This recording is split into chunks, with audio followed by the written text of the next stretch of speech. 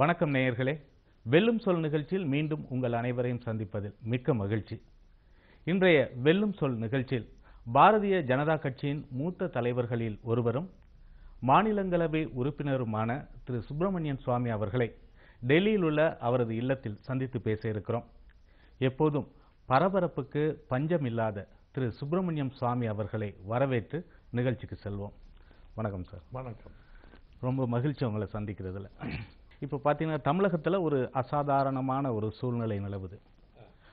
தமிழக அரசியலில் ஒரு மிகப்பெரிய ஆளுமையாக இருந்த செல்வி ஜெயலலிதா அவங்க இறந்துட்டாங்க. திரு கருணாநிதி அவர்கள் உடல்நிலை பாதிக்கப்பட்ட நிலையில் இருக்காங்க. இப்போ இப்படிப்பட்ட நிலையில் தமிழக அரசியல் இனி எப்படி இருக்கும்னு நினைக்கிறீங்க? பிஜேபி இந்த நம்ம சென்டரில் இருக்கிற கேந்திரிய பிஜேபி முடிவு பண்ணா நாங்கள் 2019 2 வருஷத்துக்கு அப்புறம் வரப்போகிறது தேர்தல். அந்த 2 வருஷத்துக்குள்ள நாங்கள் எல்லா தொகுதியிலையும் வேட்பாளர் நிற்க வச்சு யாரோடையும் கூட்டணி போடாமல் தேசிய உணர்வு உண்டாக்குறதுக்கு இந்து மதத்துக்கு ஒரு மறுமலர்ச்சி கொண்டு வரதுக்காக முயற்சி. இது மாதிரி சொல்லி வித்தியாசமாக சொன்னால் அந்த படித்தவர்கள் இங்கே மக்கள் ஒரு ஏற்றுக்கொள்ள அளவுக்கு வருவார்கள். எப்போ முதல்ல மோடி வந்தாரோ பிரச்சாரத்துக்கு எல்லாரும் ஒரு வித்தியாசமான ஒரு அரசியல் நடக்கும்னு எதிர்பார்த்தா. ஆனால் அது நடக்கலை. அந்த அதே பழைய முறையில் பிஜேபி இருக்கிற தமிழ்நாடு பிஜேபி அதே தமிழ்நாட்டில் ஒரே ஒரு சீட்டு தான் உங்களால் வாங்க முடிஞ்சது. அது ஆமாம், அதுவும் அந்த சூழ்நிலையில் மோடியோட. நீங்கள் எதையும் வெளிப்படையாக சொல்லக்கூடியவர்.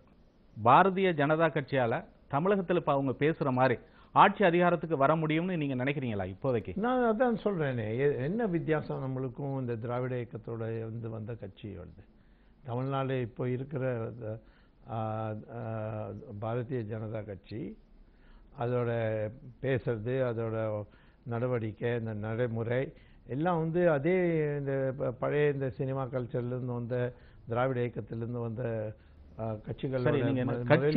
கட்சி ரீதியா மாற்றம் கொண்டு வரணும்னு நினைக்கிறீங்களா? இல்லை, ஒரு வித்தியாசமான கொள்கை மத்திய சர்க்கார் மத்திய கட்சி மத்திய அளவில் இருக்கிற நம்ம அகில இந்தியா தலைவர்கள் எல்லாரும் சேர்ந்து இந்த செயற்குழு மீட்டிங் நடக்க போகிறது இப்போது 15ஆம் தேதி ஏப்ரலில் புவனேஸ்வரில். அதில் நான் எதிர்பார்க்குறேன் கொஞ்சம் மாதிரி இதில் பேச்சு வரும்னு. நம்ம மாநில சுயாட்சி தமிழன் முதல்ல, அதுக்கப்புறம் இந்தியன் அந்த உணர்வு இந்த திராவிட இயக்கத்தை உருவாக்கினாலே அது இல்லை, அதை நாங்கள் ஒத்துக்கவில்லை. தேசிய உணர்வு முதல்ல, அதில் தமிழ் உணர்வை அட்ஜஸ்ட் பண்ணுறதுக்கு பார்ப்போம். ஆனால் முரண்பாடு வந்தால் தேசிய உணர்வு தான் நிற்கும். இது தமிழ் உணர்வு இருக்கக்கூடாதுன்றீங்களா? நான் அதுபடி சொல்லி, அது நீங்கள் உங்கள் பத்திரிகைக்காரன் இது மாதிரி தார்மாரா போடுவேல் சொல்லுவேல். நான் என்ன சொன்னேன்னா, தேசிய உணர்வுக்கு தான் நம்ம முக்கியத்துவம் கொடுப்போம். அதில் தமிழ் உணர்வை அட்ஜஸ்ட் பண்ண பார்ப்போம். ஆனால் தமிழ் உணர்வும் தேசிய உணர்வுலையும் முரண்பாடு வந்தால் தேசிய உணர்வு தான் நிற்கும். உதாரணமாக ஸ்ரீலங்கா விடுதலை புலிகளை தமிழ் மக்கள் ஒரு பெரிய அளவுக்கு சப்போர்ட் பண்ணார்கள். நான் சந்திரசேகர் ஆட்சி வந்தபோது இந்த கவர்மெண்ட்டை டிஸ்மிஸ் பண்ணேன். மெஜாரிட்டி மக்கள் அங்கே எல்லாரும் வரவேற்றார்கள் அந்த டிஸ்மிஸில். ஆனாலும் இன்னைக்கு பிரபாகர் ஃபோட்டோ வச்சுட்டு விழா நடத்துறது, தமிழன் இப்போ ரஜினிகாந்த் மிரட்டிய வீட்டில் உட்காந்துட்டா. இது மாதிரி அந்த அரசியலுக்கு நாங்கள் தெளிவாக நேரடியாக பதில் கொடுப்போம். இது தேச துரோகி நம்ம நாட்டோட, இதை நாங்கள் வளர விட மாட்டோம். அது மாதிரி தமிழ் உணர்வு என்ன, நல்ல பொருளாதார முன்னேற்றம் நடக்கணும், அது தமிழ் உணர்வு, அதுக்கு எங்களுக்கு ப்ராப்ளம் இல்லை. தேசிய பாதுகாப்பில் தமிழனுக்கு ஈடுபாடு இருக்கணும், அதில் ப்ராப்ளம் இல்லை. இந்த தமிழன் என்ன தவறு பண்ணாலும் அவன் தமிழன், அதுக்காக நாங்கள் இந்தியாவே ஏற்றுக்கொள்ள வேண்டும். ஸ்ரீலங்காவோட நம்ம உறவு சரியாக இருக்கக்கூடாது. ஏனென்றால் ஸ்ரீலங்காவில் வந்து ராஜபக்ஷா வந்து விடுதலை புலிகளை படுகொலை செய்ய போது அநீதிகள் நிறைய நடந்தது. அதுக்காக நம்மளுக்கு உறவு வச்சுக்க கூடாது. ரஜினிகாந்த் வந்து அங்கே போகக்கூடாது. தமிழனுக்கு வீடு கொடுக்கறதுக்காக போறார், அதையும் பண்ணக்கூடாது. இல்ல, ஒரு மாநிலத்துல என்ன தேவை இருக்கோ அந்த மாநில மக்கள் என்ன விரும்புறாங்களோ அது சார்ந்து அந்த பணிகளை தேர்தல் களத்துல அது வெற்றி பெற முடியும். தேசியோட அது எனக்கு கட்டாயமா நம்பிக்கை இருக்கு. யார் வந்து அந்த மாநில மக்கள் என்ன உணர்வார்கள், அதை வந்து தேசிய உணர்வோட முரண்பாடு இல்லாமல் இருக்கிறதுக்காக, முரண்பாடு இருந்தால் தேசிய உணர்வு தான் வந்து முக்கியத்துவம் கொடுப்போம். அது தமிழ் மக்கள் ஏற்றுக்கொள்வார்கள். அதுக்கு யாருக்கும் தைரியம் இல்லை. ஏன்னா சில பேர் வந்து ஒரு அமைப்பு உட்கார்ந்து மிரட்டுறது, பயப்படுத்தி விடுறது, கொலை பண்ணுறது. அடுத்த 2 வருடத்துல அதை செய்ய முடியும்னு நினைக்கிறீங்களா? முடிவு இன்னைக்கு பண்ணால் கட்டாயமாக பண்ண முடியும். அதுக்காக தான் அதான் பிரச்சனை இன்னைக்கு பிஜேபிக்கு. சரி, நிறைய பிரச்சனைகளில் வந்து திரு சுவாமி அவர்கள் சொல்கிற விஷயத்துக்கும் ஏதாவது ஒரு கருத்து சொல்லும்போது அது எங்களுடைய கருத்து அல்ல, அது திரு சுவாமி அவருடைய தனிப்பட்ட கருத்து, இப்படின்னு நிறைய விஷயங்கள் வந்து தமிழக பாரதிய ஜனதா கட்சி எல்லா கருத்தும் என்னோட தனிப்பட்ட கருத்து தான். ஆனால் நாளைக்கு கட்சி அதை ஏற்றுக்கொள்ளலைன்னா கட்சியோட ஆகிடும். நான் வந்து முதல்ல சொன்னேன் வந்து ஹிந்துத்துவக்கு முக்கியத்துவம் கொடுக்கணும், பொருளாதார முன்னேற்றத்துக்கு அத்தனை முக்கியத்துவம் கொடுக்கக்கூடாதுன்னு. இன்னைக்கு உத்தரப்பிரதேசில் அதான் நடந்திருக்கு. ஸோ இந்துத்துவாக்கு முக்கியத்துவம் கொடுக்குறோம் அப்படிங்கிறத ஒத்துக்கிறீங்க? நாங்கள் அஃப்கோர்ஸ் அதில் என்ன மறைக்கிறதுக்கு ஒன்றுமே இல்லையே. நம்ம வந்து என்ன 80% ஹிந்து நம்ம நாட்டில், அதுக்காக முக்கியத்துவம் கொடுக்கக்கூடாதா? அப்போ மத சார்பில்லாத ஒரு நாடு அப்படின்னு ஒரு பேர் இருக்கு. இவ்வளவு அது இந்து மத சார்பு முதல்லேருந்தே இந்து மத சார்பாக தான் இருந்திருக்கார்கள். முஸ்லீம்கள் தான் வந்து மத சார்பு இல்லாமல் சவுதி அரேபியாவில் நீங்கள் கோயில் கட்ட முடியுமா? பாகிஸ்தானில் கட்ட முடியுமா? கட்டியிருக்கான். அதில் வந்து நம்ம முன்னா இந்த போகுது. அது எத்தனை உடைச்சிருக்கான்? இப்போ காஷ்மீர்லேயே உடைச்சிருக்காளே. ஈரானில் இருக்கா? சார், அவங்களுக்கு நமக்கும் வித்தியாசம் இருக்கு இல்லையா? என்ன வித்தியாசம்? நம்ம வந்து நான் அதான் சொல்றேன், வித்தியாசம் இருக்கு. நம்ம ஹிந்துக்கள் மதசார்பு ஏற்றோட கொள்கை என்ன 10,000 வருஷமா நம்ம பண்ணியிருக்கோம். வெளிநாட்டிலேருந்து வந்த பார்சிக்கு நம்ம இடம் கொடுத்தோம், யவுதி வந்தது, ஜூஸ் வந்ததுக்கு அவளுக்கு இடம் கொடுத்தோம். அந்த கொள்கையெல்லாம் தோத்து போயிட்டதா நினைக்கிறீங்களா? நான் சொன்னேன்னா இல்லை, நினைக்கிறீங்களா? நான் இதுக்காக நினைக்கணும். எப்போ நான் சொல்றேனோ இந்துவே வந்து மதசார்பு ஏற்றோட கொள்கை ஏற்று ஒரு ஆதாரம் இந்துவே இருந்தால் நீங்கள் வந்து யார் எல்லா மதத்தும் மூலமாக கடவுள் பெற்ற முடியும் நம்ம தான் சொல்கிறோம். வேறு யாரும் சொல்கிறது இல்லை. முஸ்லீம் சொல்கிறது இல்லை, கிறிஸ்டின் சொல்கிறது இல்லை. இல்லை, நான் கேட்குறது இத்தனை ஆண்டு காலமாக இந்தியா வந்து ஒரு மத சார்பு இல்லாத ஒரு நிலைமையில் இருந்தது. அதுலேருந்து இப்போ மாறி இருக்கு அப்படின்னு சொல்ல வரீங்களா? அது காங்கிரஸோடது. நீங்கள் என்ன சொல்கிறதோ அது வந்து மத சார்பு ஏற்று இல்லை. அது வந்து காக்கா பிடிக்கிறது, அந்த கொள்கை. இது எந்த வந்து குரூப் வந்து ஓட்டு மொத்தமாக கொடுக்குற தயாரோடு அவளுக்காக பிடிக்கிறது, அவள் சொல்கிறத வந்து ஏற்றுக்கொள்கிறது, அவள் என்ன தவறு பண்ணுறாலோ அதுக்கு வந்து கண்டிக்கிறது இல்லை. அதுதான் அந்த காங்கிரஸ் கட்சியை நீங்கள் மதசார்பை ஏற்றுக்கொள்கைன்னு சொல்ல வேண்டாம்.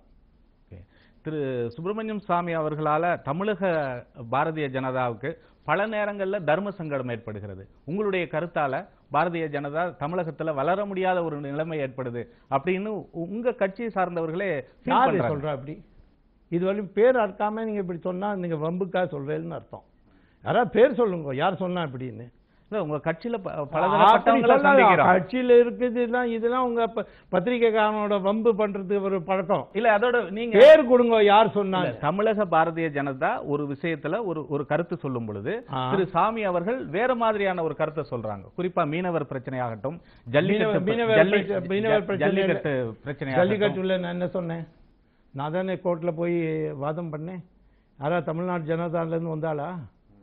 என்ன இது மாதிரி சொல்றதுக்கு பழக்கம் இருக்கக்கூடாது. இல்ல ஜல்லிக்கட்டுல ஒரு முக்கியமான பிரச்சனையை சொன்னீங்க. நீங்க ஜல்லிக்கட்டுக்காக பேசுனீங்க, அது வேற விஷயம்.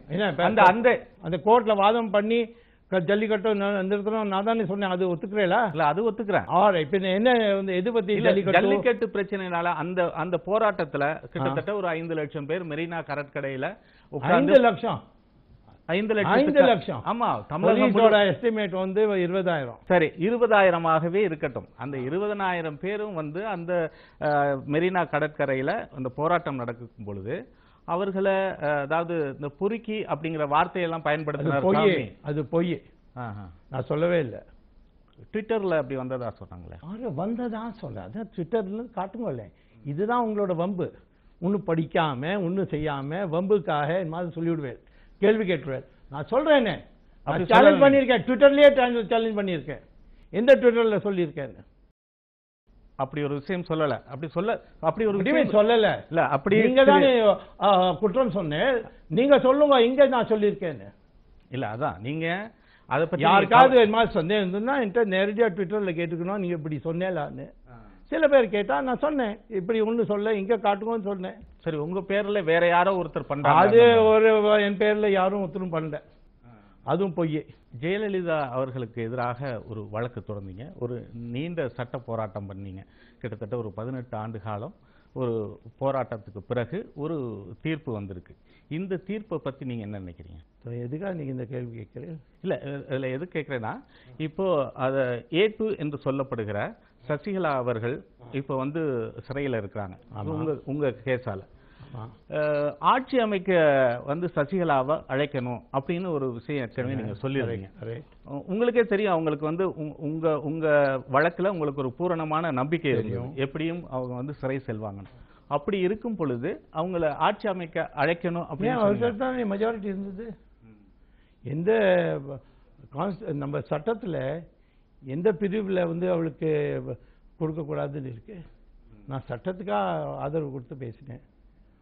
சசிகலாவுக்கு மெஜாரிட்டி இருக்கு. ஒரு நாள் இருக்கட்டும், 10 நாள் இருக்கட்டும், என்னோட கேஸ்க்காக வந்து ஜெயிலில் போட்டோம். ஆனால் வந்து இன்னைக்கு நம்பர்ஸ் அவள்கிட்ட தான் இருக்கு. ஆகவே அவளை வந்து வாய்ப்பு கொடுக்க வேண்டும் சொன்னேன். இது என்ன தவறு? இதுவே கோவாவிலேயோ அல்லது மணிப்பூர்லேயோ வந்து ஒரு தனிப்பட்ட ஒரு கட்சி அதிக இடங்கள்ல 18 இடங்கள்ல காங்கிரஸ் கட்சி வென்றிருந்துச்சு, 13 இடங்கள்ல பாரதிய ஜனதா கட்சி வென்றிருந்துச்சு. சார், அந்த மாதிரி சூழ்நிலையில அந்த யாரு அதிகமான இடங்கள்? அது சசிகலாக்கு தனி மெஜாரிட்டி இருந்தது. கோவாவோட எப்படி கம்ப்ளைண்ட் பண்றேன்? இதுவும் சினிமாவோட உங்களோட வியாதி இருக்கு. அந்த தமிழ்நாட்டில் சசிகலாக்கு மெஜாரிட்டி இருந்தது. அதை நிரூபிக்கப்பட்டார்கள், எழுதி கொடுத்தார்கள் கையத்தோட. இங்க வந்து மெஜாரிட்டி யாருக்கும் கிடையாது. அதனால் யாருக்கு மெஜாரிட்டி உருவாக்க முடியும்னு பார்த்து கவர்னர் வாய்ப்பு கொடுத்தார். வித்தியாசம் இல்ல, முறைப்படி யார் அதிகமான முறையெல்லாம் ஒன்றும் கிடையாது. யாருக்கு மெஜாரிட்டி இருக்கோ அவளுக்கு கூப்பிடணும், அது முறை. ஆனா யாருக்கு வந்து மெஜாரிட்டி இல்லையோ, அது யார் மெஜாரிட்டி உருவாக்க முடியும் அந்த நம்பிக்கையில கவர்னர் கூப்பிடலாம். அதுக்கு டெஸ்ட் வந்து ஃப்ளோர் டெஸ்ட். அதாவது தமிழகத்தில் வந்து இரட்டை இலை சின்னம் வந்து முடக்கப்பட்டிருக்கிறது. இது 2 கட்சிகளுக்குமே இல்லாம, அதாவது 2 பிரிவுகளுக்குமே இல்லாம அது முடக்கப்பட்டிருக்கு. இதுக்கு வந்து அதாவது அதிமுக சார்பில் சொல்லப்படுற குற்றச்சாட்டு, இதுக்கு பாரதிய ஜனதா கட்சி தான் பின்புலத்தில் இருந்து இதை முடக்குவதற்கு காரணம்னு அதிமுக சார்பில் குற்றம் சாட்டுறாங்க. அது எனக்கு தெரியாது. குற்றம் சாட்டுறது என்ன சொல்றா, எதுக்கா, எந்த ஆதாரத்தோடு சொல்றான்னு எனக்கு தெரியாது. ஆனால் சட்டம்படி எலெக்ஷன் கமிஷன் தவறு பண்ணியிருக்காங்க. இது 1971 Captain Sangma versus the election commission ஒரு கேஸ் இருக்கு. அதே மாதிரி பல வேற கேசஸ்லாம் ஜட்ஜ்மெண்ட் இருக்கு. யாருக்கு ஜாஸ்தி எம்எல்ஏ இருக்கோ அவளுக்கு தான் கொடுக்கணும். சசிகலாவோட கட்சிக்கு எம்எல்ஏஸ் ஜாஸ்தி இருந்தார்கள், இவாள்கிட்ட ஒன்றுமே கிடையாது. மேபி பன்னீர்செல்வம் எம்எல்ஏன்னு கேட்கலாம், ஆனால் பன்னீர்செல்வம் எக்ஸ்பெல்டு மெம்பர். அதுவும் இது இந்த எலெக்ஷன் கமிஷனுக்கு வரத்துக்கு முன்னாலே எக்ஸ்பெல்ட் ஆகிட்டார். அதனால அவர் எண்ணிக்கையில் வரமாட்டார். அதனால இவாள்கிட்ட ஒரு எம்எல்ஏவும் கிடையாது. அவள்கிட்ட மெஜாரிட்டி எம்எல்ஏ, தனிப்பட்ட மெஜாரிட்டி கிளியராக இருக்கு. அதனால வந்து சுப்ரீம் கோர்ட்டோட பழைய ஜட்ஜ்மெண்ட்ஸ் பிரகாரம் ரெட்டையிலே சசிகலா கட்சிக்கு கொடுத்துக்க வேண்டும். இது தவறான முடிவு. அப்போ அதிமுக தரப்பில் சொல்லப்படுற அந்த குற்றச்சாட்டு சரியா இருக்குமோ? அது எனக்கு தெரியாது. பிகாஸ் எனக்கு அப்படி பிஜேபி பண்ணியிருந்து நிர்பந்தம் உண்டாக்கியிருக்கா இதெல்லாம் இப்படி தெரிஞ்சிருந்தா கட்டாயமாக எனக்கு தெரிஞ்சிருக்கும். உதாரணமாக வந்து சசிகலா எதிர் பண்ணுற போது நான் சொன்னேனே, 2 அமைச்சர்கள், ஒரு அறிவுஜீவி, 3 பேரும் சேர்ந்து இந்த பன்னீர்செல்வம் முதலமைச்சர் ஆகிறதுக்காக பார்த்தார்கள். நான் ஃபெயில் ஆகிட்டார். நான் சொன்னது தான் நடந்தது. என்றால் கட்சி முடிவு பண்ணால் நாங்கள் இதில் வரமாட்டோம். இந்த விஷயத்தில் அதாவது எல்லாருக்கும் ஃப்ரீடம் உண்டு. ஸோ நான் வந்து சசிகலா கட்சிக்கு தான் கூப்பிடணும், வாய்ப்பு கொடுக்கணும்னு சொன்னேன். அவள் வந்து பன்னீர்செல்வமோட சேர்ந்து என்ன பண்ணுறதுக்காக பார்த்தார்கள். அதில் ஃபெயில் ஆகிட்டார்கள்.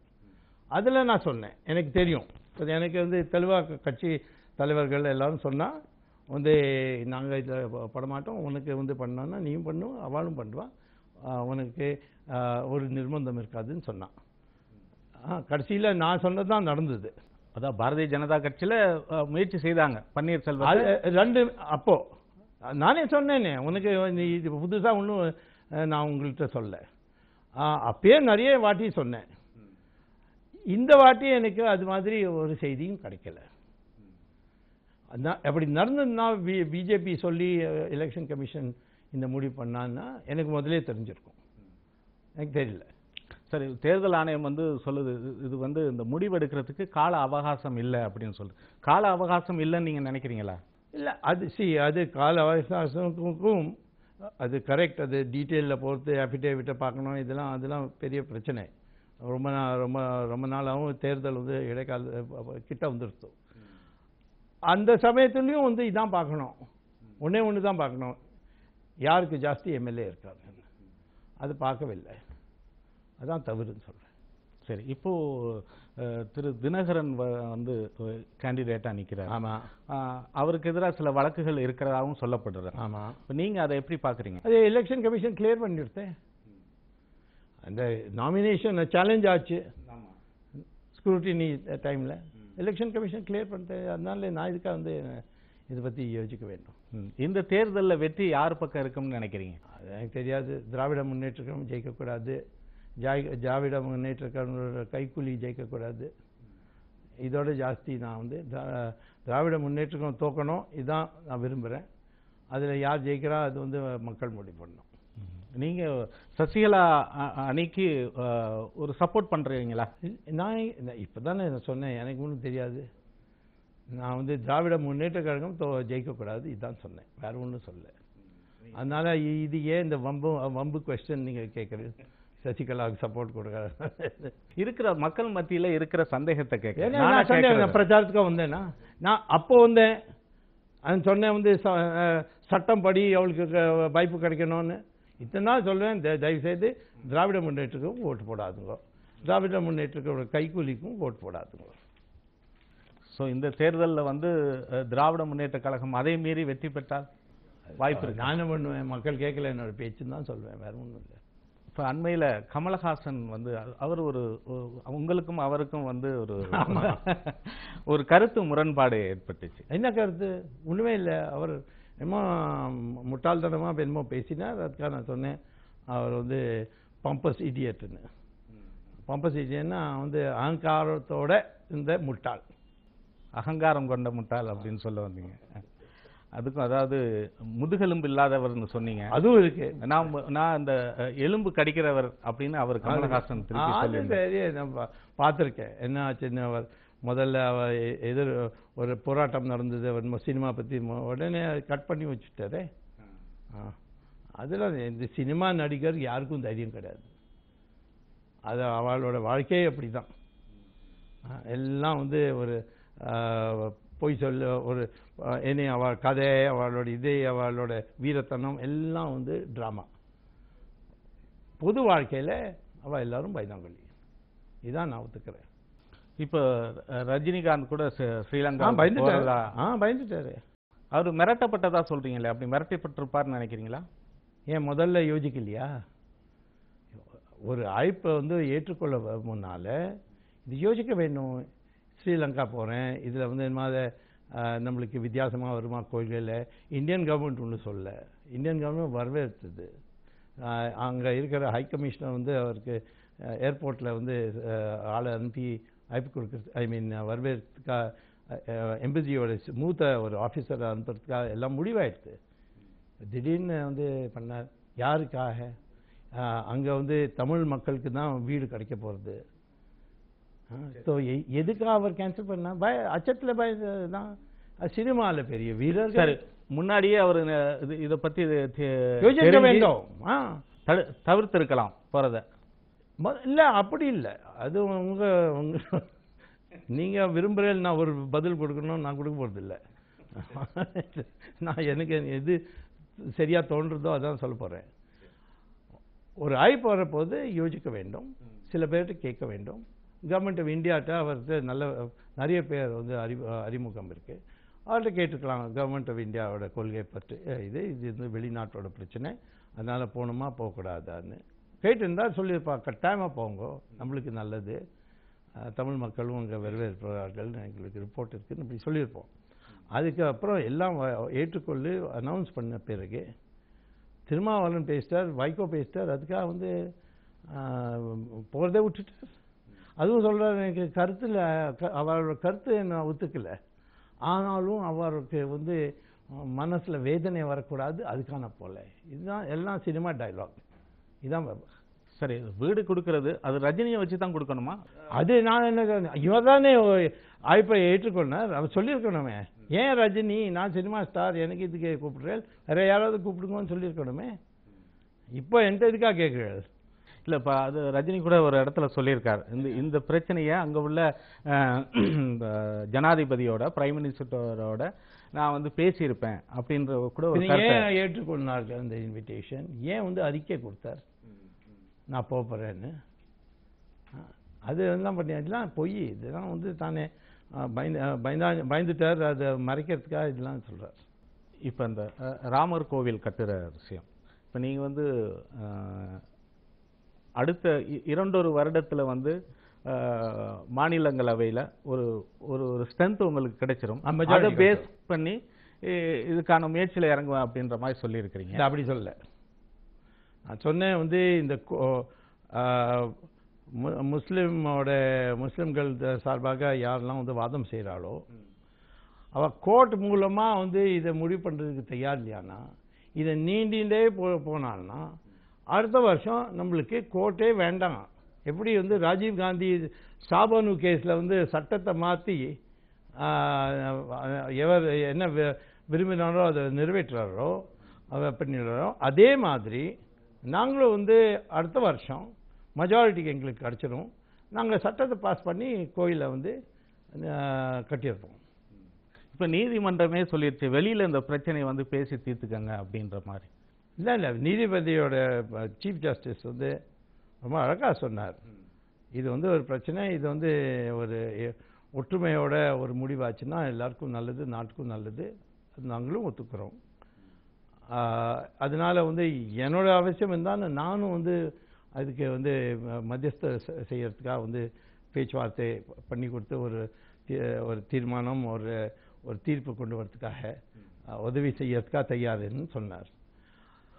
உண்மையாக பார்த்தேன்னா ஒரே ஒரு வழி தான், அது வந்து ராமர் கோயில் அயோத்தியாவில் கட்டப்படும். அயோத்தியாலையும் அங்கே ஒரு ஆறு இருக்குது, சரியு ஆறுன்னு, அதை தாண்டி நிறைய இடம் இருக்குது, அங்கே வந்து மசூதி கட்டலாம். ஸோ ராமர் கோவில் கட்டுறதுல உறுதியாக இருக்கிறீங்க? அதில் ஒன்றும் மாற்றம் இருக்க முடியாது. இன்றைக்கும் கூட ஒரு ஒரு ஒரு புதிய செய்தியை ஒன்று, திரு சிதம்பரம் அவர்கள் மொத்தம் 14 நாடுகளில் 21 வங்கிகளில் அவரோட சொத்துக்கள்லாம் இருக்கிறதாக ஒரு புதிய குற்றச்சாட்டு. பணம், சொத்து எல்லாம் இருக்கு. ஆமாம், அது வந்து எனக்கு ஆதாரம் கிடைச்சிது. அந்த ஆதாரம் காரணம் என்ஃபோர்ஸ்மெண்ட் டைரக்டரேட் வந்து கார்த்தி சிதம்பரமுக்கு நோட்டீஸ் அனுப்பியிருக்கார்கள். சிதம்பரமுக்கும் இப்போ வந்து கேஸ் போட போகிறார்கள். அதை வந்து முதலே கிடச்சிட்டு கொஞ்சம் வேகமாக பண்ணுறதுக்காக நான் வந்து வெளியில் இந்த அறிக்கையை கொடுத்தேன். பாரதிய ஜனதா கட்சியில் அமைச்சர்களில் இதுவரைக்கும் யாரும் அது போன்ற குற்றச்சாட்டுகளில் தவறுகள் செய்ததாக நினைக்கிறீங்களா? இது என்னோட பொறுப்பா? எல்லா நாட்டில் எல்லா இருக்கிற ஊழல் நீங்கள் தான் ஒன்று கண்டுபிடிச்சு எது கண்டுபிடிச்சிருக்கு, எத்தனை சிரமம் பண்ண வேண்டும், எத்தனை தொழில் பண்ண வேண்டும், எத்தனை நாட்டில் சுற்ற வேண்டும், எத்தனை பேரை பேச்சு அந்த டேட்டா வந்து சரியாக இது டெஸ்ட் பண்ணணும், இதுக்கெல்லாம் டைம் இருக்கும். காங்கிரஸ் பார்ட்டியை யார் நிறுத்துறா? அவன் வந்து நம்ம அமைச்சர் மேலே கேஸ் போட்டோமே, ஏன் போட முடியல? எல்லாம் நான் தான் போடணுமா? நீங்க கூட ஏற்கனவே சொல்லியிருக்கிறீங்க, அதாவது நேரு குடும்பத்துல ராஜீவ் காந்தி மட்டும்தான் வந்து நல்ல ஆளு, நல்ல ஆளு. தேசபக்தி இருந்தது அவர்ல. அது அவர் நண்பரும் இருந்தார். அவரோட சேர்ந்து நான் சந்திரசேகர் கவர்மெண்ட்டையும் உருவாக்கினேன். உங்களுடைய நண்பருங்கிறதுனால அந்த சர்டிஃபிகேட் அது நண்பராக இல்லாட்ட இருந்திருக்க மாட்டேன். அதான் இது எல்லாத்தையும் நீங்கள் தாறுமாறாக போடுறீங்க. நான் வந்து அவர் நண்பர் நல்லவர், அதுக்காக தான் நண்பர் ஆனேன். நல்லவர் இருந்திருக்காட்டா நண்பராக இருக்க மாட்டேன். நான் என்னோட நண்பர் அதுக்காக நல்லவர்னு சொல்கிறேளா? இது வந்து ஒரு வம்பு. எங்களுக்கு இந்த நேர்காணலில் பங்கேற்ற உங்களுக்கு நியூஸ் 18 தமிழ்நாடு தொலைக்காட்சி நியூஸ் 18க்கு என்னோட வாழ்த்துக்கள்.